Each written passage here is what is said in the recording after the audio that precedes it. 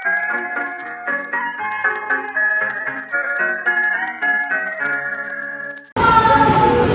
suatu hari, ada seorang raja yang bernama Salomo.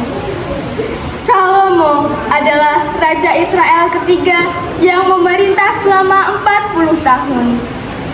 Dia adalah raja pertama Israel yang berdasarkan garis keturunan. Salomo, anak Raja Daud. Salomo adalah putra kedua Daud dengan Batsheba. Salomo barangkali berarti damai sejahtera. Pada masa mudanya, Salomo hidup saleh seperti ayahnya Daud. Dia hidup berkenan di mata Allah. Allah memberikan pilihan kepada Salomo untuk meminta apapun yang dia mau. Luar biasa, Salomo merasa mendapatkan tugas yang berat sebagai seorang raja. Maka dia meminta agar Tuhan Allah memberikan kepadanya hati yang paham atau hikmat daripada meminta kekayaan dan hal-hal yang lain. Di Gibeon, Tuhan menampakkan diri kepada Salomo dalam mimpi pada waktu malam.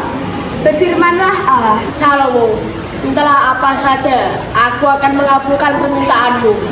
Tuhan, usiaku ini masih muda. Berilah aku kebijaksanaan untuk memimpin bangsamu yang besar ini. Salomo, oleh karena kamu minta hal yang demikian berlebihan untuk mengetahuiku, aku akan menjadi kamu lebih bijaksana dan berhikmat daripada siapapun juga. Bahkan aku akan berikan apa yang tidak kamu minta menurutku. Kau akan kaya raya dan dihormati melebihi raja lain. Pada waktu itu, masuklah dua perempuan menghadap raja, lalu mereka berdiri di depannya. Minggir kalian semua. Itu bayiku. Tidak, itu bayiku. Raja akan memutuskan bahwa itu adalah bayiku. Ya Tuhanku, aku dan perempuan ini tinggal dalam satu rumah. Tengah malam, ia bangun, lalu mengambil anakku dari sampingnya. Sementara hambamu ini tidur.